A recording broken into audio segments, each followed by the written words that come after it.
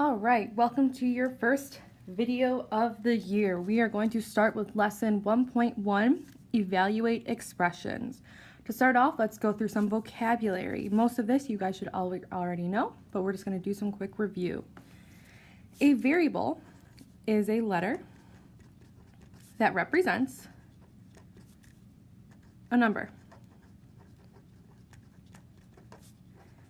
For example, the most common variable that you guys will see is usually x. An algebraic expression does not have an equal sign,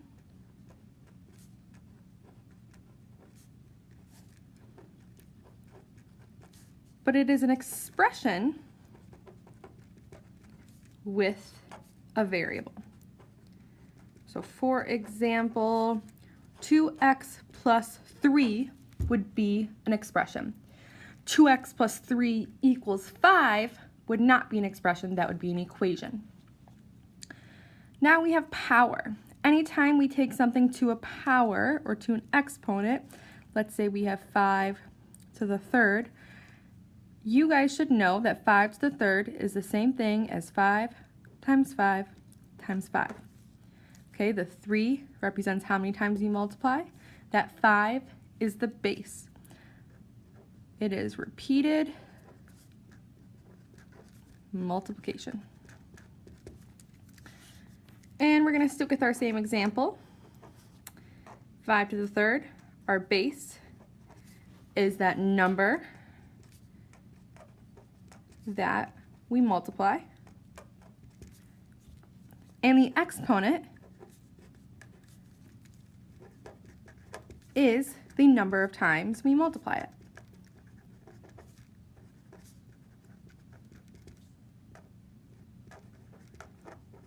The number of times we multiply that base. These 5 things should all be reviewed from hopefully last year or the year before. To evaluate an algebraic expression, plug a number in for each variable. Perform the operation, and then simplify the result. So for example, it says evaluate each expression when n equals 7. So we're going to start with letter A. We are going to take 7 and we're going to sub it in for n. So we have 6 times 7. 6 times 7 is, if we simplify the result, 42. For letter B, 5n plus 3. 5.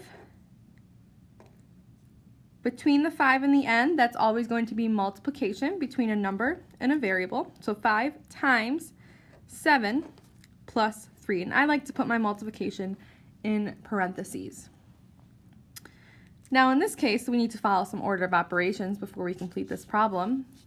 Order of operations would tell us that we need to multiply the two numbers first. 5 times 7 is 35. Then 35 plus 3 is 38. The last one is n squared. So we know we are plugging 7 in for n. So 7 goes in for n. And we are squaring it.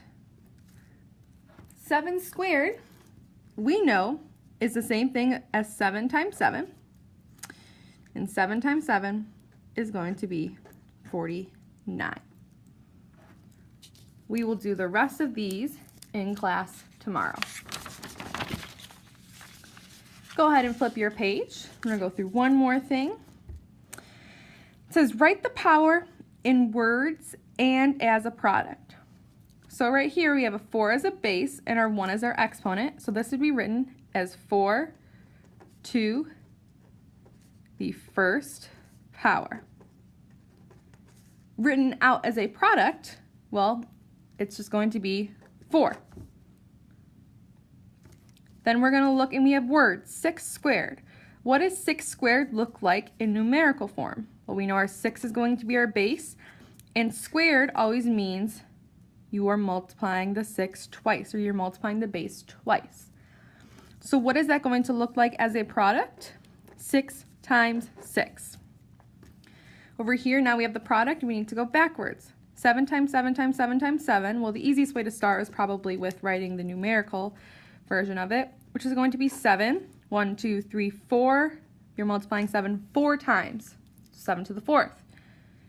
In words, you would say 7 to the 4th power.